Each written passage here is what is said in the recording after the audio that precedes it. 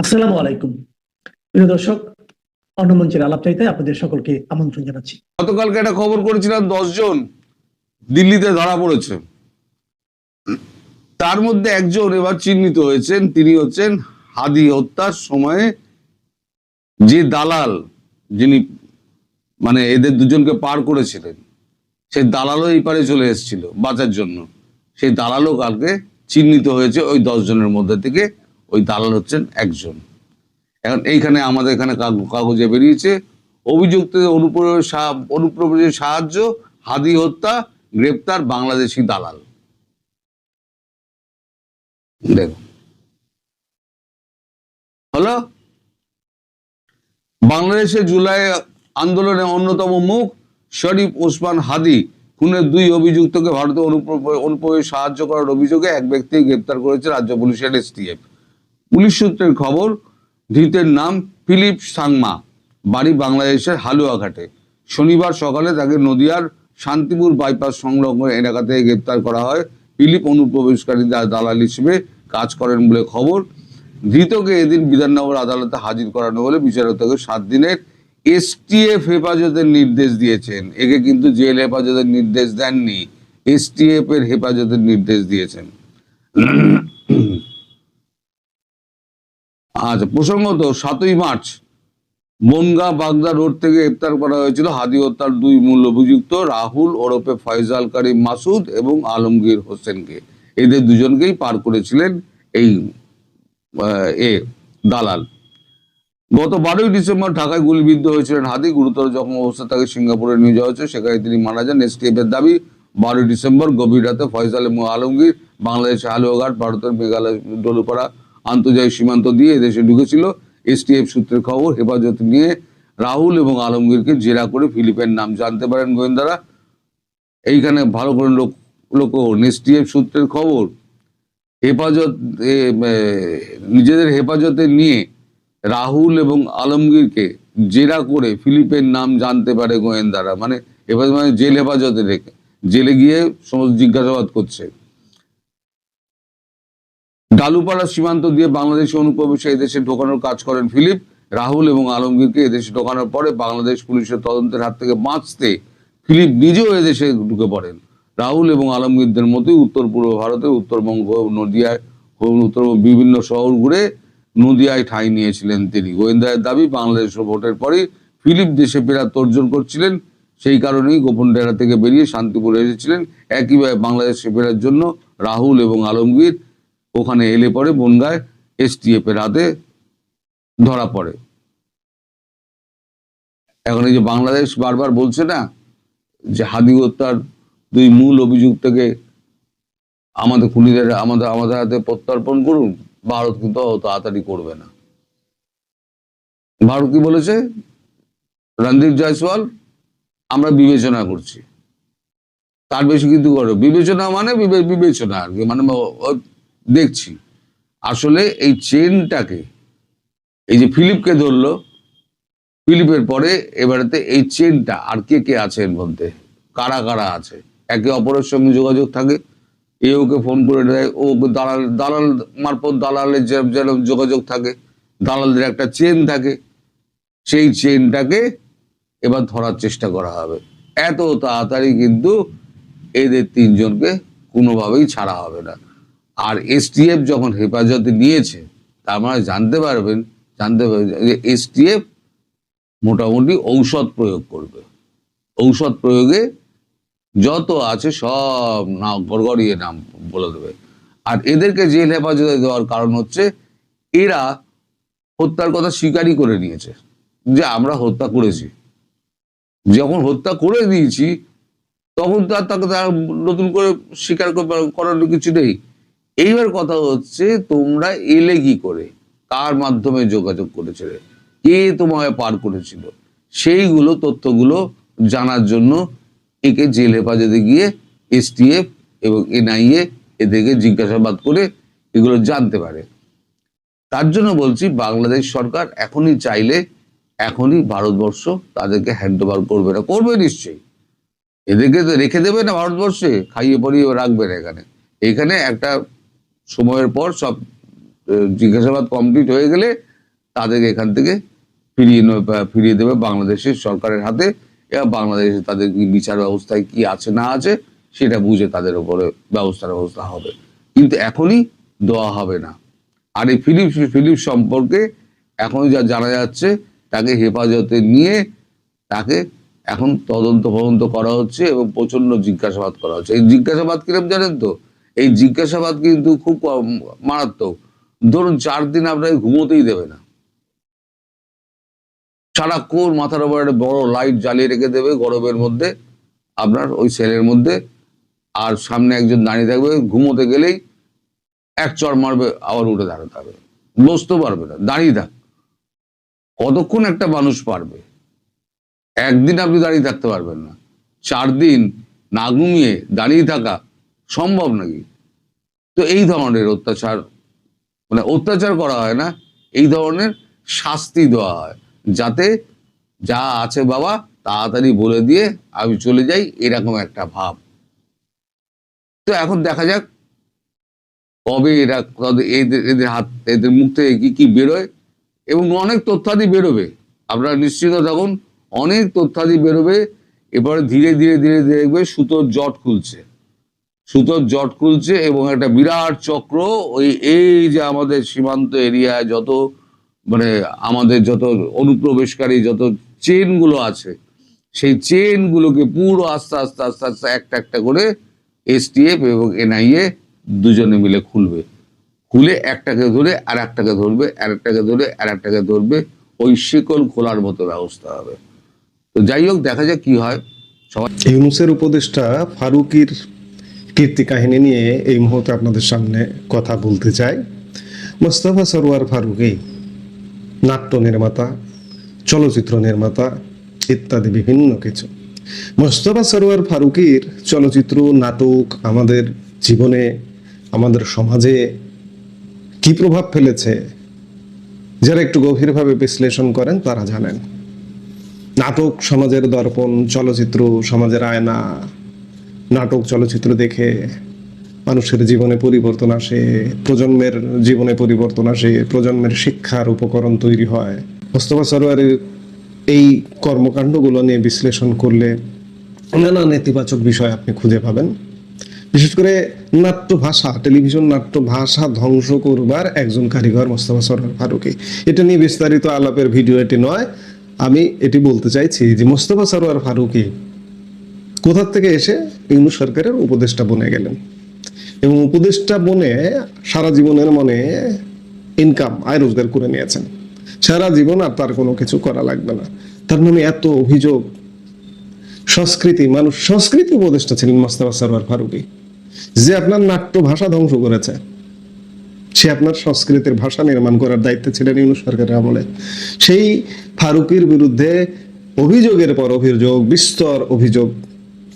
মানবজমিন পত্রিকা বেশ কয়েকটা, আজকে সহ এর আগেও অনুসন্ধান চালিয়েছে, অনুসন্ধানে রিপোর্ট করেছে যে মোস্তফা সরোয়ার ফারুকীর কৃতকর্ম, উপদেষ্টা ইউনূসের উপদেষ্টা সরকারের চলে যাওয়ার পরে মোস্তফা সরোয়ার ফারুকী এখনো দুর্নীতির জন্য রয়ে গেছে বিভিন্নভাবে। বিশেষ করে জুলাই ষড়যন্ত্র জাদুঘর, তারা বলে জুলাই জাদুঘর, আমি বলি জুলাই ষড়যন্ত্র জাদুঘর নামে একটা বিশাল বাজেট, বিগ বাজেটের গণভবনকে ভেঙে চুরে ম্যাসাকার করে একটা বিগ বাজেটের জাদুঘর নামের একটা কিছু করা হচ্ছে জুলাই ষড়যন্ত্র। সেটার সঙ্গে মোস্তফা সরোয়ার ফারুকী এখনো পর্যন্ত জড়িত। আজকে মানবজমিন একটি স্টোরি করেছে, রিপোর্ট করেছে, যেখানে তারা দেখেছে যে অস্তিত্বহীন প্রতিষ্ঠানে অনুদান, এই শিরোনামেই তারা রিপোর্টটা করেছে। এবং তারা সরেজমিনে তদন্ত করে দেখেছে যে এমন কিছু অস্তিত্বহীন প্রতিষ্ঠানে মোস্তফা সরোয়ার ফারুকী অনুদান দিয়েছেন যে প্রতিষ্ঠানগুলো খুঁজে পাওয়া যায় না। জুলাই গণ অভ্যুত্থান স্মৃতি জাদুঘর নিয়ে অনিয়মের অভিযোগের পর এবার অস্তিত্বহীন সাংস্কৃতিক প্রতিষ্ঠানের নামে অনুদান দেওয়ার অভিযোগ উঠেছে সদ্য বিদায়ী উপদেষ্টা মোস্তফা সরোয়ার ফারুকীর বিরুদ্ধে। সংস্কৃতি বিষয়ক মন্ত্রণালয়ের 2024-25 সালের অনুদানের তালিকা পর্যালোচনা করে এমন তথ্য উঠে এসেছে। মানবজমিন গত কয়েকদিনে অনুসন্ধান চালিয়েও অভিযোগের সত্যতা মিলেছে। অনুদানের একটি নথি পর্যালোচনা করে দেখা গেছে অস্তিত্বহীন নাম সর্বস্ব থিয়েটারের নামে বিপুল অর্থ বরাদ্দ দিয়েছেন উপদেষ্টা ফারুকী। ওই নথিতে দেখা গেছে সংস্কৃতি মঞ্জুরি খাতে চারুশিল্প ও থিয়েটারের জন্য ফারুকী সারা দেশে 3 শতাধিক প্রতিষ্ঠানকে 2,22,43,000 টাকা অনুদান দেন। এর মধ্যে 17টি প্রতিষ্ঠান রাজধানীতে। সেই প্রতিষ্ঠানগুলোর বেশ কয়েকটিতে মানবজমিন সরেজমিনে গেছে, তদন্ত করেছে। নথিতে উল্লেখ করা ঠিকানায় কোনো কার্যক্রম বা সাইনবোর্ড নেই। ওই তালিকায় মিরপুরের বড়বাগ এলাকায় শিখা নাট্য গোষ্ঠী নামে এক প্রতিষ্ঠানও রয়েছে। ওই প্রতিষ্ঠানকেও উপদেষ্টা থাকাকালীন অনুদান দিয়েছেন মোস্তফা সরওয়ার ফারুকী। পরে পুরো এলাকায় তন্ন করেও শিখা নাট্য গোষ্ঠীর কোনো অস্তিত্ব পাওয়া যায়নি। এলাকাটির স্থানীয় বাসিন্দারা বলেন, পুরো এলাকাতে শিখা নাট্যগোষ্ঠী নামে কোনো প্রতিষ্ঠান নেই। শিখা নাট্যগোষ্ঠীর মতোই মিরপুর সেনপাড়ার স্বর্ণধীতি নামের আরেক প্রতিষ্ঠানও অনুদান পায়। ওই ঠিকানাতে গিয়ে দেখা যায় ভবনটি পুরোই আবাসিক। ভবন মালিক বলেন, আমার ভবনে কোনো চারুশিল্প বা থিয়েটার নেই, কোনোদিন ছিল না। আমার পুরো ভবনেই মানুষ ভাড়া থাকে। মিরপুরের রূপনগরের আরেকটি স্কুলের ঠিকানায় সঞ্চুরি সাংস্কৃতিক শিক্ষালয় নামে একটি প্রতিষ্ঠানের নামে বরাদ্দ দেওয়া হয়েছিল, কিন্তু ওই স্কুল কর্তৃপক্ষের ভাষ্য, সঞ্চুরি সাংস্কৃতিক শিক্ষালয় অন্তত 2 থেকে 3 বছর আগেই তাদের কার্যক্রম গুটিয়ে নিয়ে চলে গেছে। শাহবাগের শেখ কামাল টেনিস কমপ্লেক্সে স্বরকল্পন নামের প্রতিষ্ঠানটির নামেও সংস্কৃতি মন্ত্রণালয় থেকে অনুদান দেয়, কিন্তু দীর্ঘদিন ধরে সেখানে তালা ঝুলছে। শেষ কবে স্বরকল্পনে কার্যক্রম হয়েছে তা কেউ বলতে পারেনি। একই অবস্থা গুলিস্তানের বঙ্গবন্ধু এভিনিউয়ের ঠিকানায় থাকা বাংলাদেশ সংস্কৃতি পরিষদের। মন্ত্রণালয় থেকে অনুদান পাওয়া এই প্রতিষ্ঠানটিরও কোনো অস্তিত্ব পাওয়া যায়নি। ফারুকীর অনুদান পাওয়া বনশ্রীর সুরতাল শিল্পগোষ্ঠী এবং পুরান ঢাকার ওয়ারির বাংলাদেশ লোক সংস্কৃতি কেন্দ্র নামের প্রতিষ্ঠান সম্পর্কেও তথ্য দিতে পারেননি লিস্টে থাকা ঠিকানার বাসিন্দা ও ভবন মালিকরা। এসব অভিযোগের বিষয়ে গতকাল মানবজমিন ফারুকীর সাথে যোগাযোগ করেছে, কিন্তু ফারুকী এ বিষয়ে কোনো মন্তব্য করতে রাজি হননি। অনুদানের অনিয়মের এই অভিযোগ ছাড়াও ফারুকীর বিরুদ্ধে জুলাই গণ অভ্যুত্থান স্মৃতি জাদুঘর, এটিকে জুলাই ষড়যন্ত্র জাদুঘর বলুন, প্রতিষ্ঠানেও ব্যাপক অনিয়মের অভিযোগ উঠেছে। কয়েক দফা তারিখ ঘোষণার পরও জুলাই গণ অভ্যুত্থান স্মৃতি জাদুঘর জুলাই ষড়যন্ত্র স্মৃতি জাদুঘর উদ্বোধন করে যেতে পারেনি ডক্টর ইউনূসের অন্তর্বর্তীকালীন সরকার। গত 17 ফেব্রুয়ারি আনুষ্ঠানিকভাবে বিদায় নিয়েছে ইউনূসের নেতৃত্বাধীন অন্তর্বর্তীকালীন সরকার, কিন্তু জুলাই স্মৃতি জাদুঘরে এখনো তৎপর বিদায়ী সংস্কৃতি বিষয়ক উপদেষ্টা মোস্তফা সরওয়ার ফারুকী। উপদেষ্টার দায়িত্ব ছাড়লেও তিনি প্রতিনিয়ত জাদুঘরে যাতায়াত করছেন, নিজের লোক দিয়ে তদারকি করছেন, আর ভেতরে ঠিক কি কাজ চলছে যার খবর নেওয়ার অধিকার সংবাদকর্মীদেরও নেই। অর্থাৎ জুলাই ষড়যন্ত্রের জাদুঘরের মধ্যে এখনো ফারুকী আছেন, এবং এটা একটা বিগ বাজেটের প্রজেক্ট, 100 কোটি টাকারও উপরে। বাংলাদেশের কোনো জাতীয় জাদুঘরের বাইরে কোনো জাদুঘরে এত বড় বাজেটের জাদুঘর আছে বলে আমার জানা নেই। জুলাই এমন কি ঘটনা ঘটেছিল যে এত বড় বাজেট করে একটা জাদুঘর তৈরি করতে হবে? বিষয়টি নিয়ে নাম প্রকাশ না করার শর্তে জুলাই জাদুঘরের সঙ্গে সংশ্লিষ্ট সংস্কৃতি বিষয়ক মন্ত্রণালয়ের এক কর্মকর্তা বলেন, যেখানে সকল উপদেষ্টারা বিদায় নিয়েছেন সেখানে শুধুমাত্র দুর্নীতির উদ্দেশ্যেই ফারুকী এখনো তার কর্মকাণ্ড চালিয়ে যাচ্ছেন। কর্মকর্তা বলেন, জুলাই স্মৃতি জাদুঘর প্রথম জাদুঘর যেখানে 2টি খাত থেকে অর্থ ব্যয় করা হয়েছে। খাত দুটি কি? একদিকে জুলাই জাদুঘরের জন্য বরাদ্দকৃত অর্থ ব্যয় করা হয়েছে 100 কোটি টাকার উপরে, অন্যদিকে একই কাজের জন্য আবার বাংলাদেশ জাতীয় জাদুঘরের বাজেট থেকে অর্থ নেওয়া হয়েছে। কারণ আইন প্রণয়নের আগ পর্যন্ত জুলাই জাদুঘর জাতীয় জাদুঘরের শাখা ছিল। অক্টোবর মাসের শেষের দিকে একটি অধ্যাদেশ প্রণয়ন করে জুলাই জাদুঘরকে পৃথক জাদুঘরের মর্যাদা দেওয়া হয়েছে। ফলে ওই তারিখ থেকে বাংলাদেশ জাতীয় জাদুঘরের অনুকূলে বরাদ্দকৃত বাজেট জুলাই জাদুঘরের জন্য ব্যয় করার কোনো আইনগত সুযোগ নেই। কিন্তু এখনো পর্যন্ত বাংলাদেশ জাতীয় জাদুঘরের অনুকূলে বরাদ্দকৃত বাজেট থেকে জুলাই জাদুঘরের জন্য ব্যয় চালিয়ে যাওয়া হচ্ছে। একই কাজের জন্য একবার বাংলাদেশ জাতীয় জাদুঘরের বরাদ্দ থেকে বিল পরিশোধ করা হচ্ছে, আবার জুলাই জাদুঘরের অনুকূলে বরাদ্দ বাজেট থেকে দ্বিতীয়বারের মতো বিল পরিশোধ করার ঘটনা ঘটছে।